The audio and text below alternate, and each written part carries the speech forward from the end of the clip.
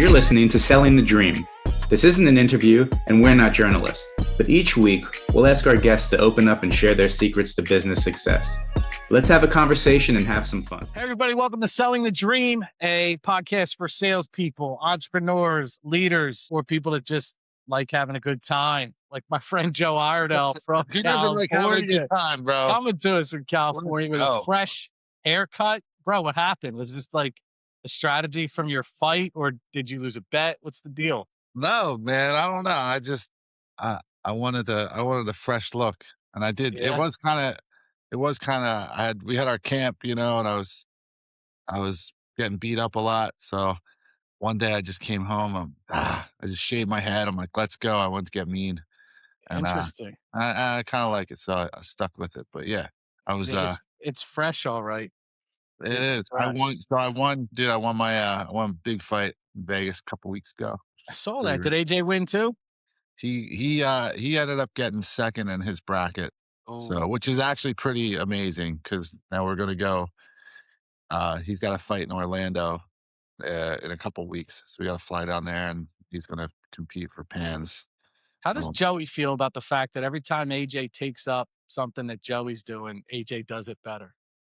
It's, I mean, I don't know.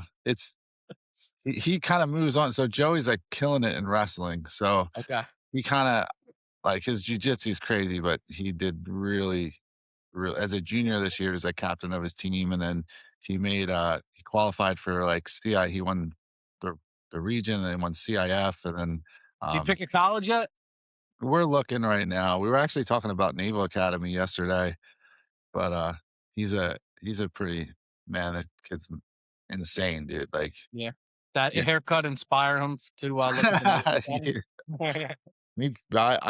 neither of them can get me, dude. They can't get me. So I think that inspires them. Every time we spar, dude, I put it on them, and they're like, "Oh, never let them win, man." It's one thing I learned. My kids never let them win. I refuse. Like Liam beat me in basketball legitimately the first time he beat me. Yeah, that's what I'm saying, man. I don't give anybody anything. So we got a fun show today, man. Good friend of mine is going to be joining us. Dan Levinson from Bluebell Wealth Management. Dan and I met. Dan, I want to say like maybe 5 or 6 years ago. Has it been that long, or was it longer than that? It had to be a little over 5, yeah, because we bought our house in 21. In 21, yeah. And that's when Danielle introduced us. No kids at the time, right? No kids at the time, no. Yeah. Now tell so introduce yourself. Tell everybody who you are, what you do, and then we'll get into our 2 truths and a lie. Okay. Yeah, I'm Dan Levinson. I work for Bluebell Wealth Management. I'm a financial planner. Basically, I help people make smart decisions with their money. Solve their problems, help them get to their goals, manage their finances, efficiently, effectively. And try to have fun doing it too. Nice. How long have you been with Bluebell? I've been with Bluebell for 2.5 years now. So I was with another firm for 10 years. Left there, joined Bluebell 2.5 years ago, and it's been a life-changing career move for me. Nice. Excited to talk about it. Yeah. Fantastic.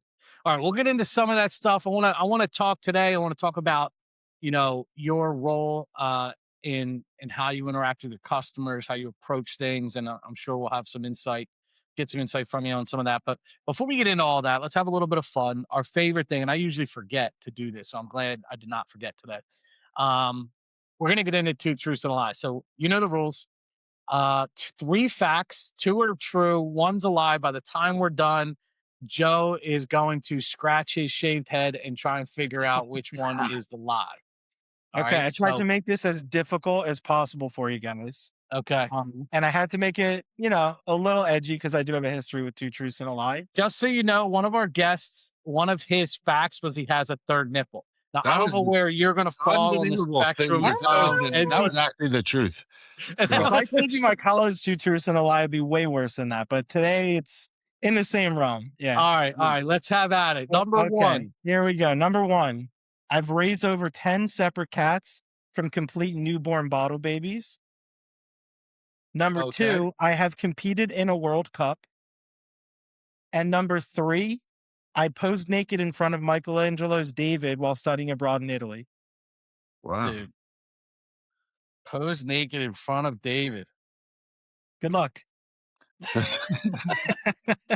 Those are those are three things that if I saw that on a sheet of paper before I was about to meet somebody, I think I would not want to meet that person. I'm just saying. I'm like, I'm gonna I can pass. just picture the compilation photo of these three facts. Yeah, I tried to This get is really a wild. picture of a guy at a World Cup, posed naked, and raised 10 bottle kittens. Yeah, with 10 kittens on his shoulder. Yeah. All Okay, right, well, we'll see what happens. See if we can pull out some hints along the way. So Dan, you've been in the business now what, 10, 12 years? Well, no, you were 10 years, now you're 2.5 years at Bluebell. You and I had a great conversation at lunch last time we were together, and I wanted to kind of revisit that.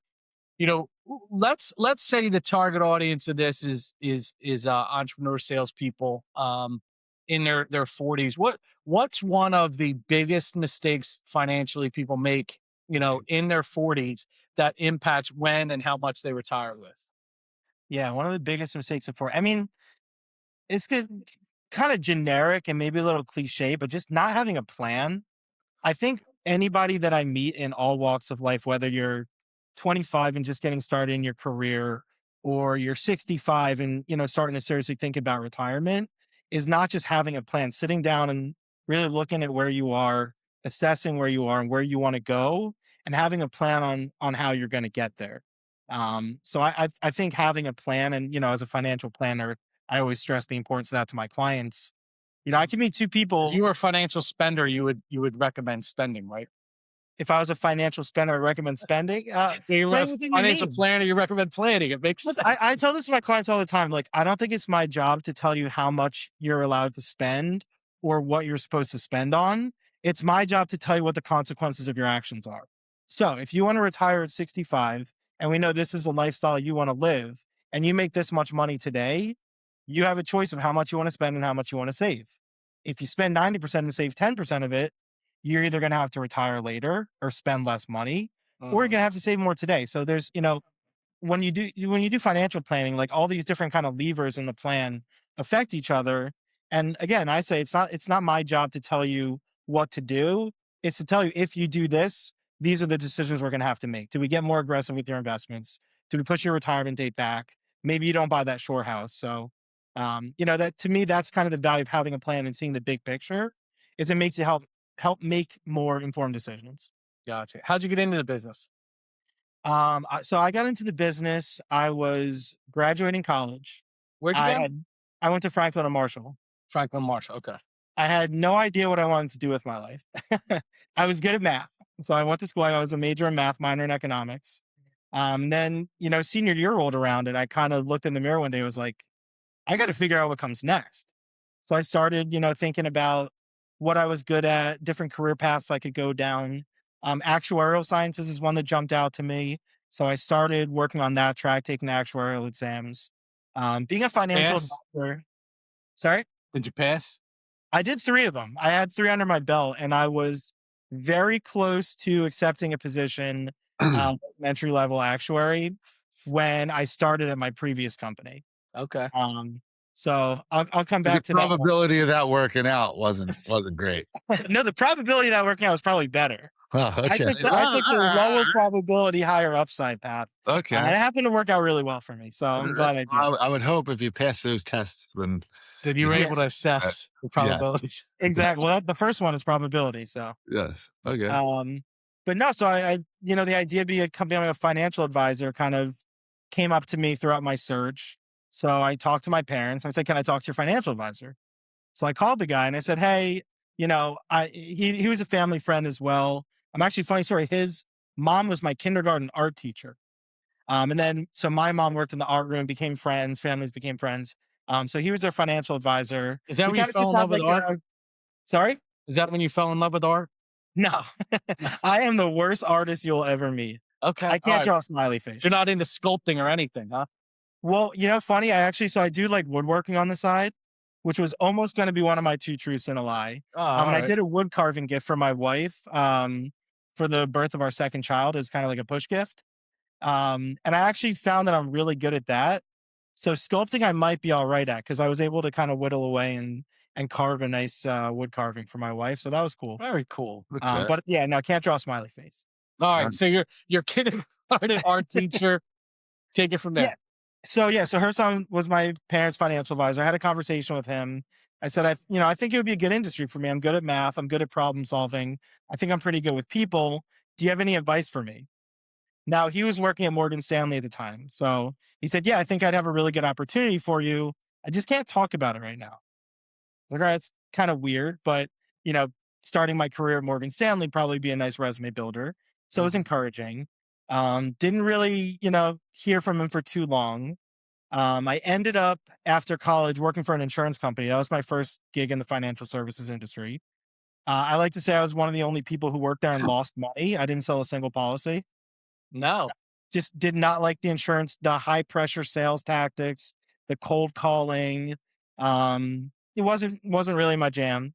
Ended up, I stopped doing that. I was a beach lifeguard for a while.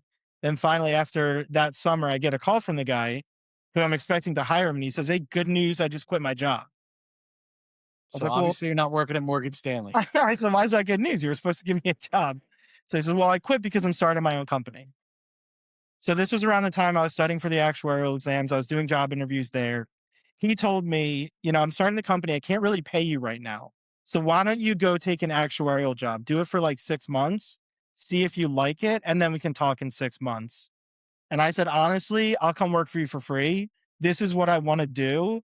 I would rather take a bet on you and your company and get the experience and learn from you firsthand than, make $60,000 for half a year. Did you read Think and Grow Rich?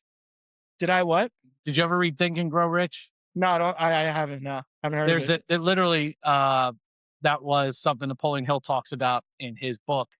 One of his jobs, he said, I'll come to work with you for free. And after 30 days, you pay me what you think I'm worth. And, I've seen that. Remember Pete McGuing, Joe?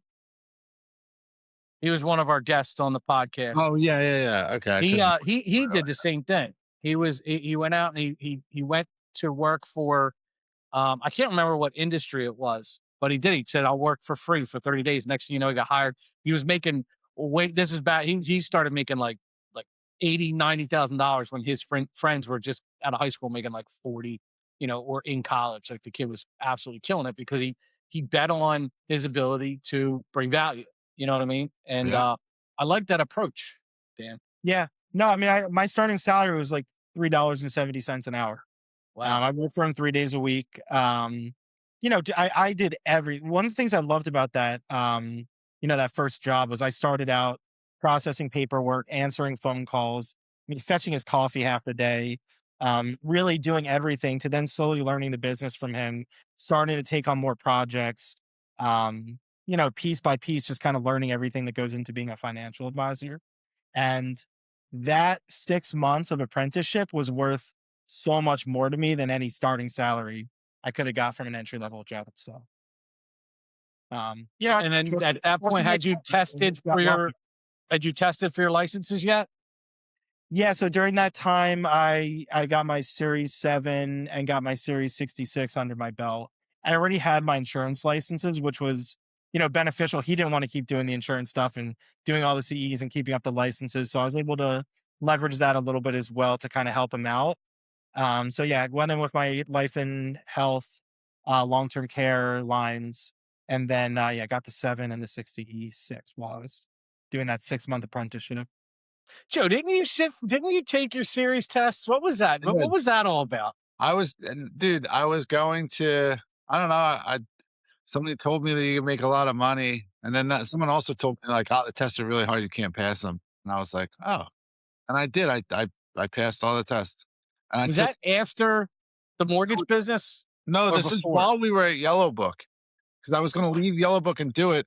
And I actually even got hired by a firm, and they were like, "You're in." And then I think I got promoted or something. The Yellow Book offered me some really. Joe, this isn't two truths and a lie. No, this is right. I think this is right before I moved to DC. Yeah, so, but I went through that whole. But I took. You know what I did to do my life and health licenses, I took a crash course like on a weekend, Yeah.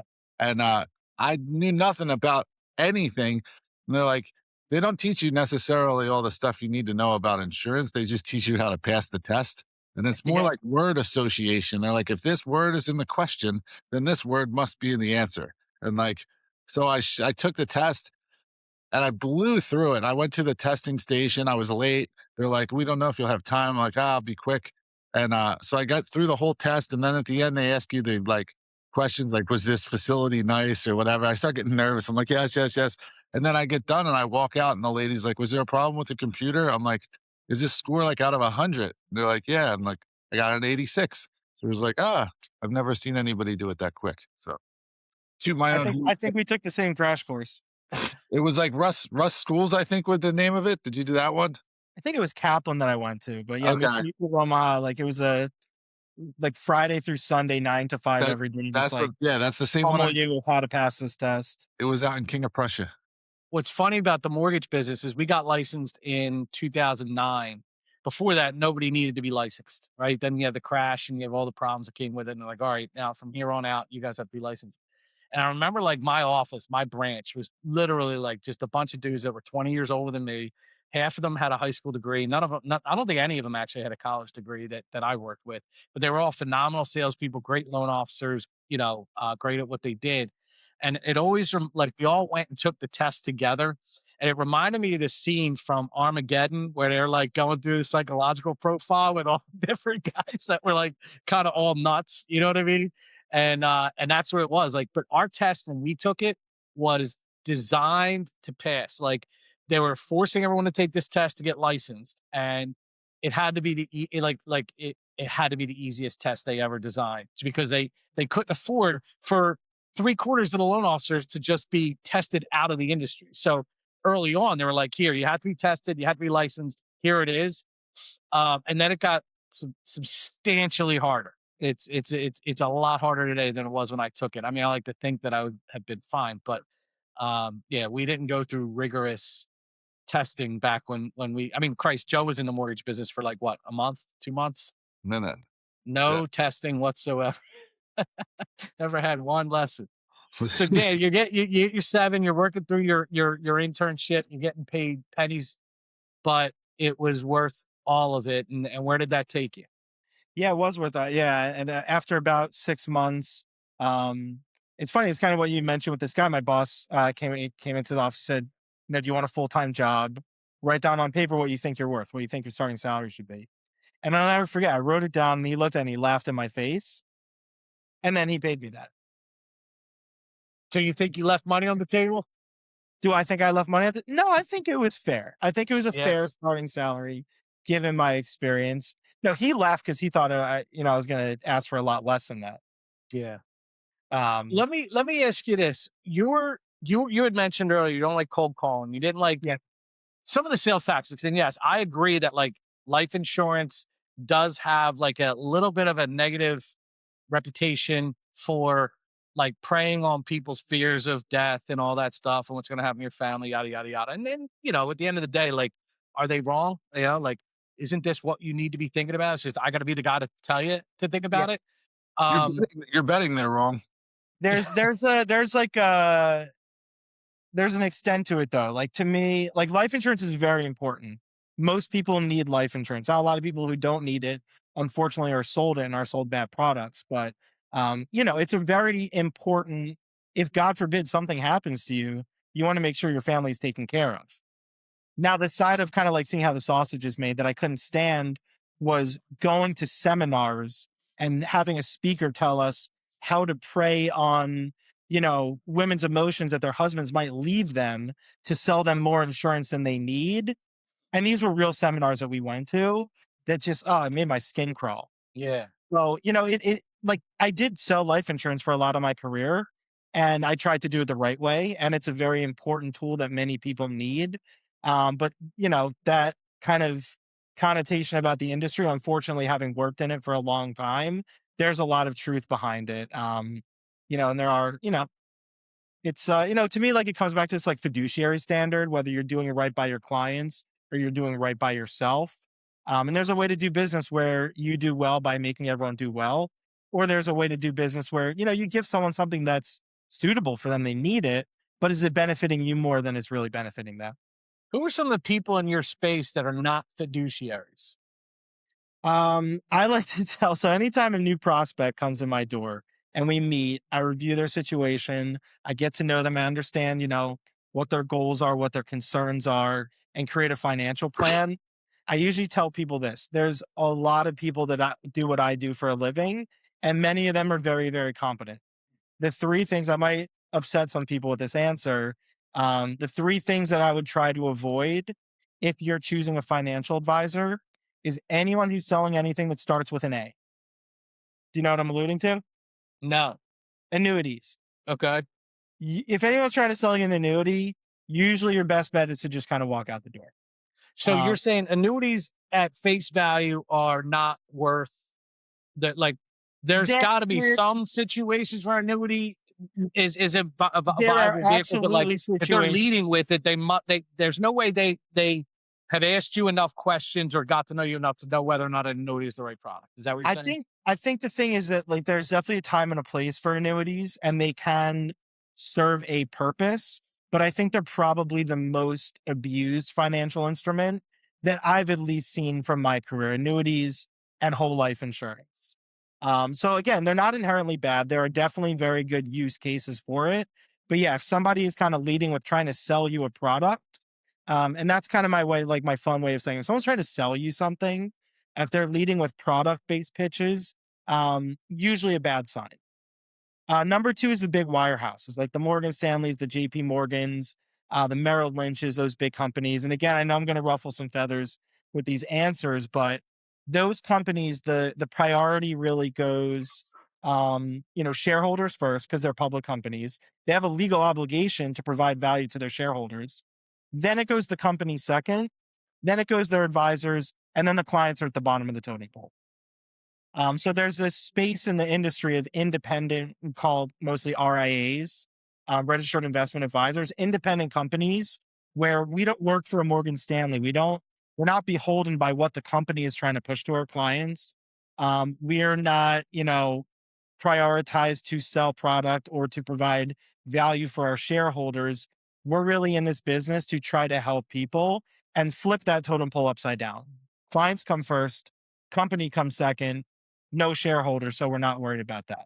So we're trying to do good by making everyone do better. And I think if you can find an independent company who's a fiduciary, you're setting yourself, you're kind of screening out a lot of the bad players in the industry, the people who are pushing insurance products, some of the people who the priorities are really more to the company and the shareholders than to actually the clients. And then what I say is there's a lot of people like me who are independent RAs, who are fiduciaries and know good what they're going to do. Interview maybe 3 or 4 or 5 of them. And honestly, pick the one who you have confidence in and the one you're going to enjoy working with. And I'll tell this to a prospect. If you leave this meeting feeling like every time you need something from me, you're going to say, I got to talk to that guy, you don't want to work with me. We're not going to be a good fit for each other. And that's fine. I'm not going to be a good fit for everybody. But if you can follow those kind of 3 rules, you can keep yourself out of trouble and then find someone you're going to have fun working together with, because you're going to be more successful that way. Yeah, it's the whole know, like, and trust thing. I mean, that's who people do business with. People that Yeah. that they know, that they like, and that they trust. Let's get into sales a little bit. Yeah. Selling for me is, there is a philosophy, there's a system, and obviously the first thing you got to have is a list of people, prospects, and then you have to uncover needs, and then you have to provide solutions, and so on and so forth. Like, from a sales perspective, though, like, how do you generate your business right now? Yeah. I think what's interesting with sales for me is I'm not selling any products. I'm selling myself. I'm selling my knowledge and my ability to give you good advice. So I think the sales process for me just starts with believing in myself, right? Like, if I want to convince people to do business with me, I better believe that, I'm going to make them better doing business with me. But my sales process, there's a lot of different ways that advisors can grow their business, from buying leads to social media channels. I have built my business both in my previous job and here 100% through word of mouth and through referrals. I believe that if I'm authentic and genuine to myself and do good work and help people, it's going to do one of two things. A, they're going to want to share that, right? If you provide value to someone, they're going to want to share that with the people that they know and love and trust. And hey, if I work with this person, I love working with them, I enjoy doing business with them, we have a great relationship, there's a good chance that the people that they surround themselves with are also going to be a good fit for me. And then, another thing is something that always really stuck with me was something that my previous boss told me at my prior job, which was that everyone is a potential future client. Every single person that you talk to can become a client because money makes the world go around for better or for worse. Everybody has concerns and everybody has needs with it.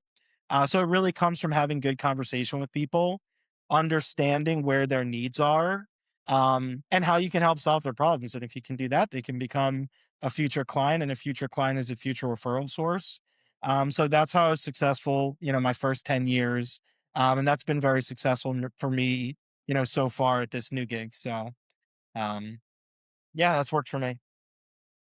I'm going to give Joe an opportunity to ask you a question because, I've asked him. What about, referrals? Everybody touches on, my business is built just on referrals, things like that. Where do you get these referrals? Do you do networking? Because there's, I can't imagine you're the type of guy that just goes in the office and waits for somebody to walk in and say, "Hey, I was referred to you." What do you do Yeah. to spark that interest? I think just getting involved. I try to do now.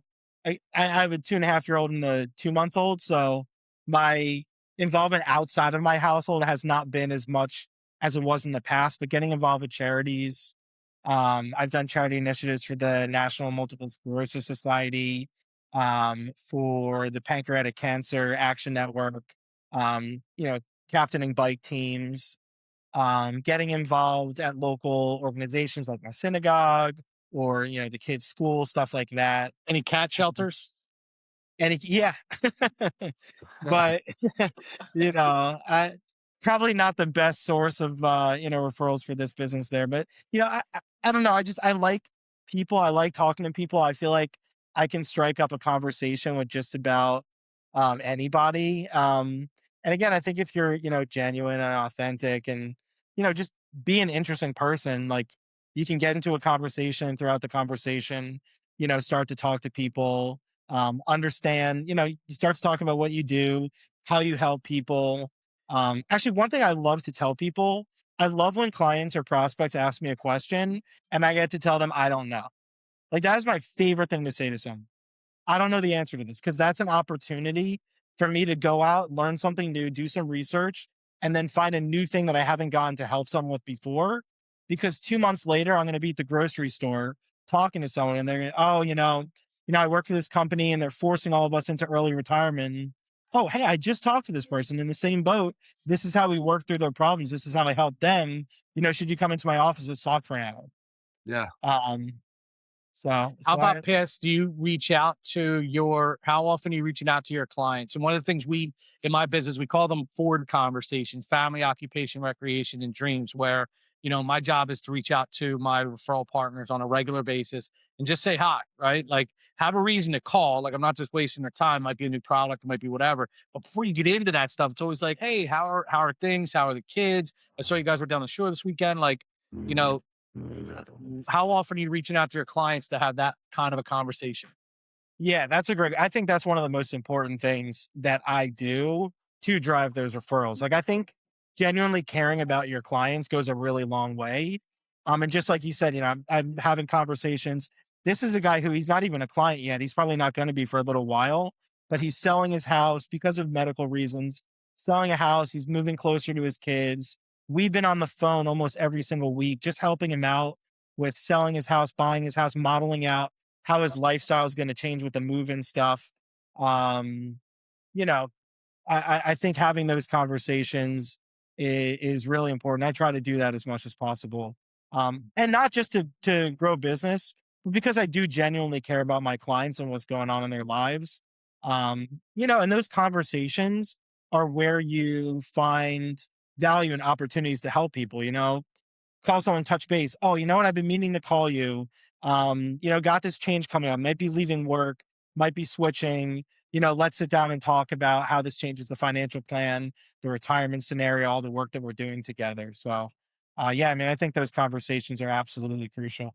I think there's a lot at play though that entrepreneurs and business owners and people who are successful in that type of environment like don't give themselves enough credit for. And what I found is like if you make, there's the work life balance where you don't want to be, just talk about work all the time. But the people who really truly enjoy and love and are good at what they do, that becomes like they're almost their persona.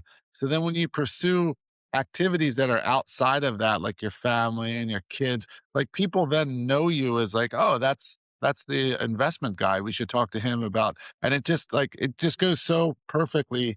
If you're doing something that you love to do and you're good at, and it can pour into other things. And I think that's really important, not just from a marketing standpoint and from a business growth standpoint, but from a place of like, if you're in a position and you have a job and you're not excited to tell people when you're doing bike rides or when you're at your church or wherever, like that's a good sign that you're probably not in the right industry. So it seems like, the people who get these referrals or business through word of mouth and referrals, like, but they don't realize it's because they enjoy doing it and they talk Yeah. about it with other people. And, it's not like, don't ask me about my job. It sucks. Well, like you'll never get referrals that way. So Yeah. that's really something cool I heard that something interesting too.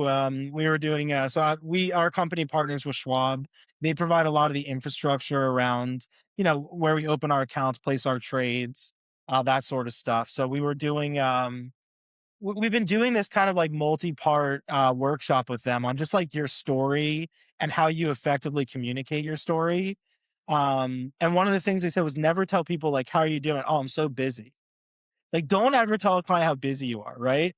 Because then they're going to think, well, I don't want to send a referral. This guy doesn't even have time for the workload he's already taking on. I'm like, sure, we're all busy, right? yeah. What But do if you you say tell then? them, when you say it to clients, you're telling them, don't send your friends my way. I don't have time for them. No, what do you say when someone has business? What's the first thing you say? It's I slow. mean, I it's need great. more.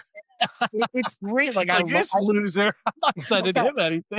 and to Joe's point, like I think if you really do love what you do and enjoy the work, like in an industry where people are very salesy and you're trying to separate and differentiate yourself from those people, it comes natural when you're having those conversations because it's like, oh, you have this problem. I was just talking to this person. Here's how we helped them solve that problem. Like it really comes off authentic, and you position yourself in the community as a leader and a guider and someone that people can go to help them when they encounter these problems or need help or advice. So Plus, it's non-threatening, and like if you position yourself as like a friendly resource, and then like if the conversation comes up and people just know, like, oh, I know a guy that does this. He's in my bicycling club or whatever. There's things exist. I don't know if You know that's what I find interesting is that people think they know. Like I've been doing mortgages for 24 years, and I would get calls, questions from people who legitimately know me personally, right? Like whether I coach their kids or we were volunteers together, whatever. And they'll be like, so what do? You sell houses? Like, is that what you do? You sell? And I'm like, no, like it's not what I do. But it's a perfect time for me to remind myself, like, if people don't know, that's on me, right? Like that's on me, right? I gotta be that walking brand that says this is what I do for a living. So that they know if they need something, if they have something, they have to, they got to know what it is you do. And then they got to know it's okay to approach you on it too. But I think that most salespeople, especially when you're dealing with the general public, um, don't do a very good job of, in a tasteful way, letting people know what they do for a living. I mean, realtors used to wear that gold blazer or a name tag, but I don't know. I think But that's it's a kind of double-edged cringy. sword though, because if you're too all about it, then it's like obnoxious, and you're like, I don't want to tell him this because like then I'm Listen, gonna all I'm saying is I wear a money tie everywhere I go, get. and I have percentage signs all over my shirt. I think it's important to remember like sales it's really like a human business, right? Yeah. you have to know your stuff, right? Like I need to know about investments and estate planning and tax planning. You know, all that sort of stuff that goes into building a financial plan and helping someone manage their finances. But at the end of the day, like my job is managing humans and human emotions and needs and concerns and goals and wants and helping them take the resources they have and manage them. Like, but it starts with the person. It doesn't start with the product or the investment or the money. It starts with the person. You need to really know the person, understand. And you have to really care and give a damn to be able to do that. So You got to get them to sign on the line, which is dotted. A, B, C, always be closing. AABB. or the rule of tens, like you got to make 10 calls for one person to pick up. And then Yeah. for every 10 people that picks up, one will meet with you. And then for every 10 that meet with you, one will sign. So if you make 10,000 phone calls in a day, you'll sell 10 insurance policies. Like that's what I was told at Mutual of Omaha. And it's like, man, Yeah. that's a miserable way to grow a business. It's not wrong, Met but sets it and is gets. Did you ever hear that one? What is it? that? Met sets and gets. There's real estate coach that teaches, your Mets. How many people have you met today? How many appointments have you set today? And how many clients did you get today? Like, so there's that ratio of Met sets and gets. And I'm a big fan of metrics. Like Joe will tell you, like I measure every aspect of my business. And it's not to dehumanize the effort, but to just make sure that like I think it's important to understand how many calls did I make today? How many agents did I reach out to? Because what I do, I measure my activity against my results, and then I iterate on the activity, whether it's not enough, too little, too much of something that's not the right activity, right? But my brain doesn't work. I won't know if I'm doing the right things unless I measure them. Some people, and Joe is like this, you realize almost entirely on instinct when it comes to what he should do next, who he should call next. And I'm like more of a structured process guy that I need to kind of make sure that I'm not calling the person that I haven't spoken to in a while. Like just today, I was like, you know what, I haven't spoken to this person in a while. If I had a system that says, hey, I feel like I got lucky that I thought of her today.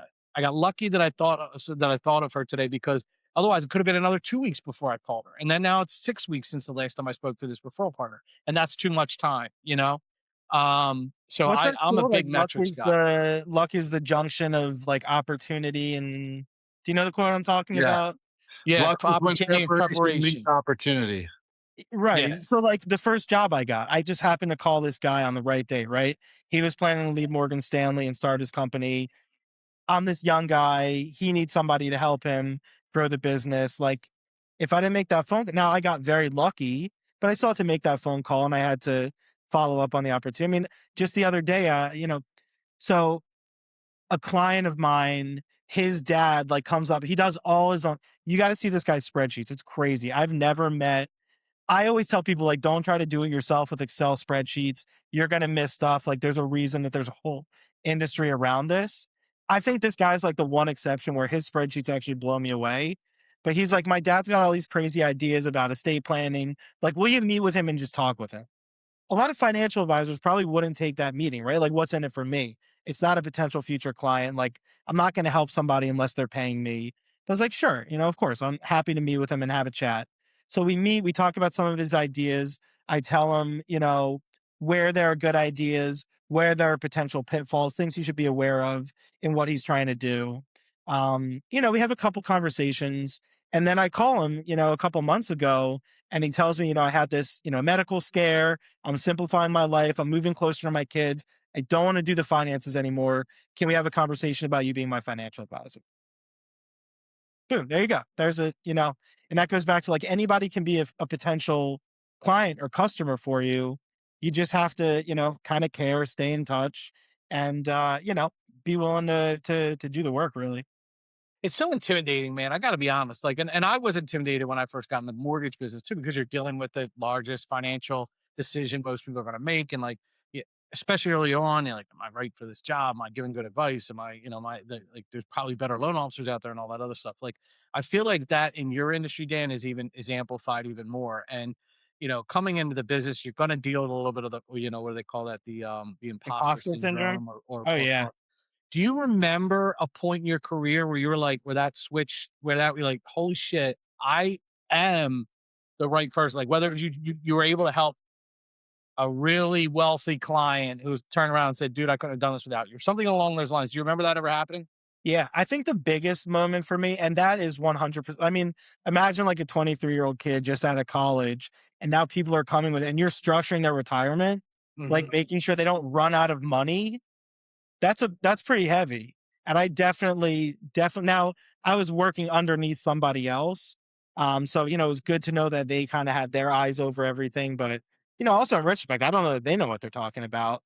But that was definitely a big challenge I had to overcome. Like, I'm this kid, I'm telling these people how much money to save, where to put their money. Like, I've only been doing this for 6 months. Like, why should they listen to me? I think one of the biggest moments for me was getting my CFP credentials because of the way that I learned through this apprenticeship for this guy. It was very piecemeal, right? Like I learned initially just like the administrative side of things, the paperwork, the phone calls, the collecting data. Then I started to get into analyzing investments, building portfolios, starting to make financial plans, like analyzing cash flow, all that sort of stuff. So like I learned it all very piecemeal, but it wasn't very structured. So it's just all these kind of concepts swimming around inside my brain. When I did the CFP program and learned everything in like that classroom setting, I think it really helped me compartmentalize everything and see the big picture of all the different avenues that I get to help clients in and how they all kind of work together. And I think it was, the first couple meetings after I had the CFP under my belt and had really gone through, that program, that practice of like, you know what, I do know what I'm talking about and I am helping people. And, I used to meet when I was younger in my career with these like multimillionaires and think they probably know more about this than I do. Why the heck are they listening to me? But really feeling like that dynamic had switched and I really knew more about them and could really help them. That was a big moment for me. I still struggled though, even after that at my previous job, because I always had issues with on the investment side of things, like just sticking people into a pre-canned portfolio of mutual funds, whether you're in like a 60/40 or a 70/30 or an 80/20, and just rebalancing quarterly and charging people 1% of their net worth to do that. And to me, it was like, are they really better off for having that investment strategy than if they were to just like, pick a couple funds themselves? And there are people who do it themselves that way. But having joined Bluebell, the we have a very different investment strategy. It's very labor intensive, which is why we have a whole separate investment team that just does that 24/7. But now I feel like I truly, with my planning background and the company's investment strategy and their history, and success with it, really, I feel like I can provide everything that I want to provide to really put my clients in a better position, and improve their financial lives. Whereas before I felt like, I could give people good plans, I can do good advice, but I felt like that element of it on the investment side was always lacking. Like I feel like I'm really firing on all cylinders now, with my new partnership with this firm. So Very, yeah. I mean, Christ, me and Joe were 21 years old and we were in the yellow page business, which doesn't sound like, but we're talking to people, business owners, and and we say small business, and we talk to people who ran a $80,000 a year revenue detail shop to companies that were doing, $10 million in revenue, electricians that were massive, companies. Yeah. They're still considered small businesses, but like these are legit Yeah. businessmen. These are people doing it 30, 40 years. And here we come in our double breasted suits because that was a thing then. And we're like, we're here to tell you how to advertise your business. And we're going to ask you questions about how to build out and ROI and what's your most profitable customer. And at first, yeah, dude, you definitely have that imposter syndrome. Like they're like, you walk in and like leave. You're like, that's a good idea. I'll just go. But you got to fight through it, man, because you got to believe that you are bringing something to the table at all times. yeah. You got to believe you're bringing something to the table. So, all right. we are at my favorite spot, and that is we are going to circle back to our two truths and a lie. We tried to throw a couple things at you, Dan. I don't know if you noticed. Trying to trip you up, so you could tip your You know hand a what's little funny bit. was when we started, I was trying to be cognizant of it, Yeah, and then I completely forgot. I'm trying to think of what you could have thrown at me to get at my. tax shelters, man. Okay. All right, Joe. Let's revisit You should these. have asked me what my wife did for a living for a hint there, but now I'm not going to tell you. Oh, well, we'll find out. Yeah, you'll find it. Which All is right. super cool. But I think she has the coolest job in the world, so I'll tell you about it. But All right. yeah, good luck. All right, ready, Joe? So we got Dan nursed 10 little kittens. He fed them from a saucer, and from a nipple, and then he I have competed in a nipple. Can you milk me, fucker? and then he competed in a World Cup.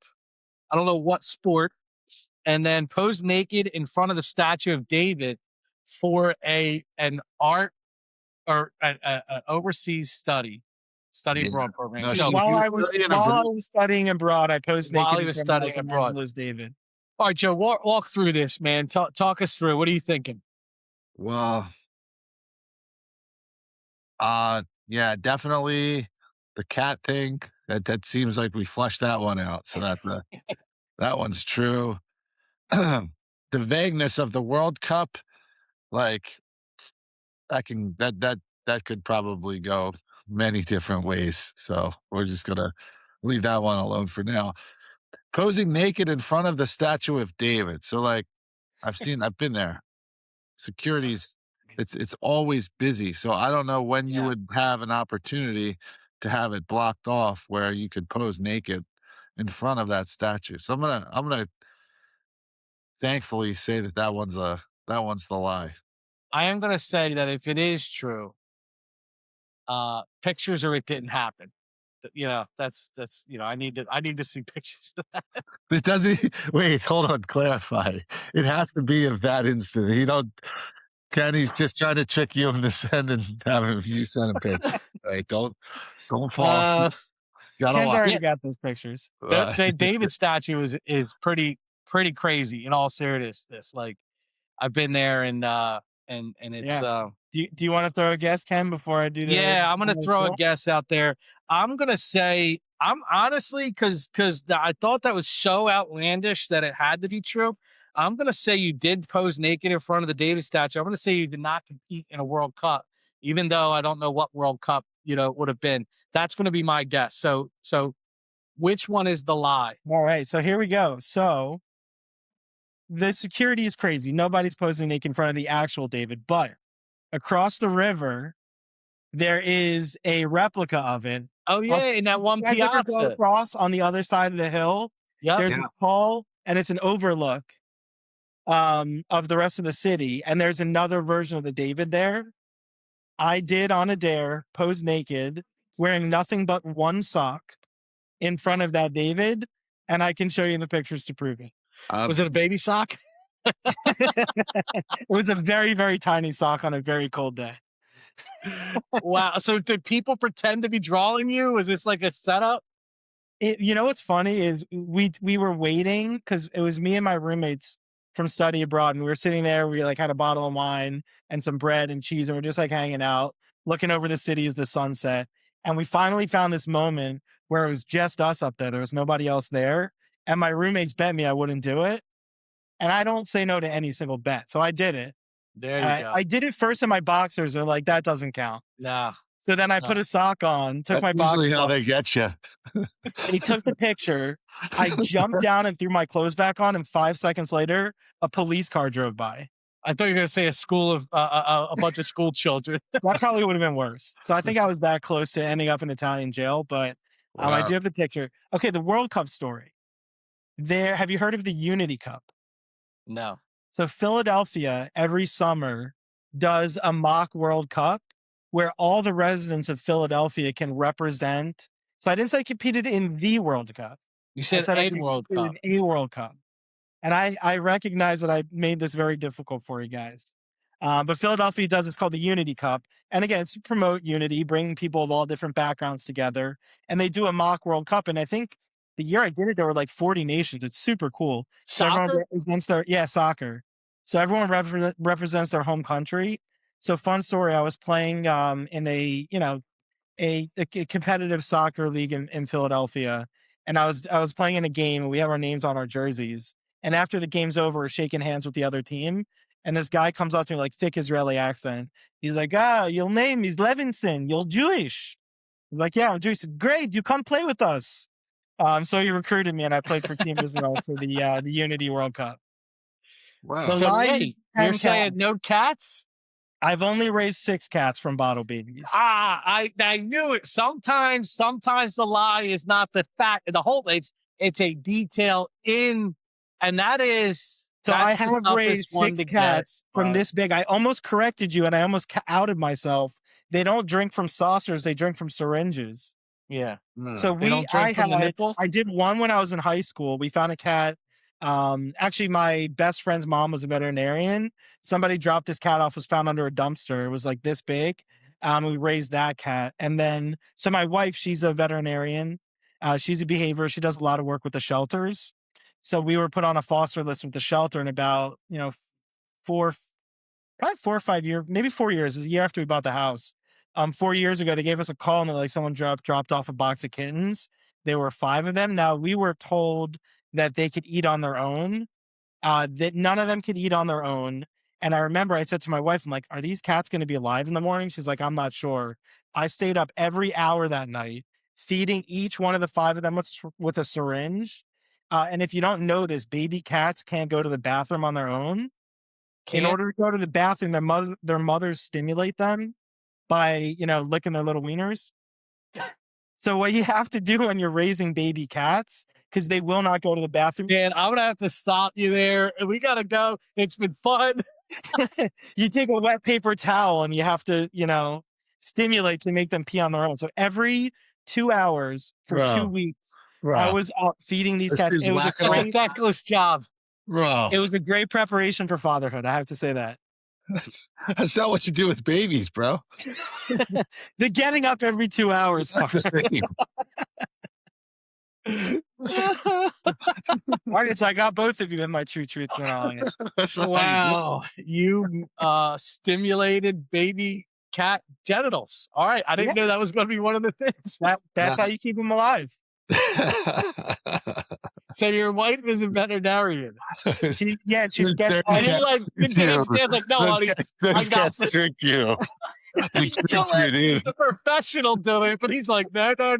I got this. She's a dog person. I'm a cat person, so I got that job.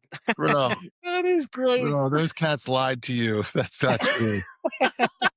Actually, his wife probably put him up to it as a dare. It's like, wait. I hope this is true. I hope I'm not. I'm gonna be like the biggest weirdo to ever come on your podcast. And baby kittens can absolutely pee without being molested. What's your wife think, Dan? I gotta talk to her. You want me to see if I can find the photo? Which one? Which one? The Michelangelo's David. Or would you rather I send that to you separately? Send it to Joe. I trust you, man. I trust you. All right. Because I know there's a picture of it somewhere. It's funny that cats can't pee on their own with them. Yeah, my buddy told me the same thing in Italy. We got a lot of wine and cheese first, so I got. He dared me.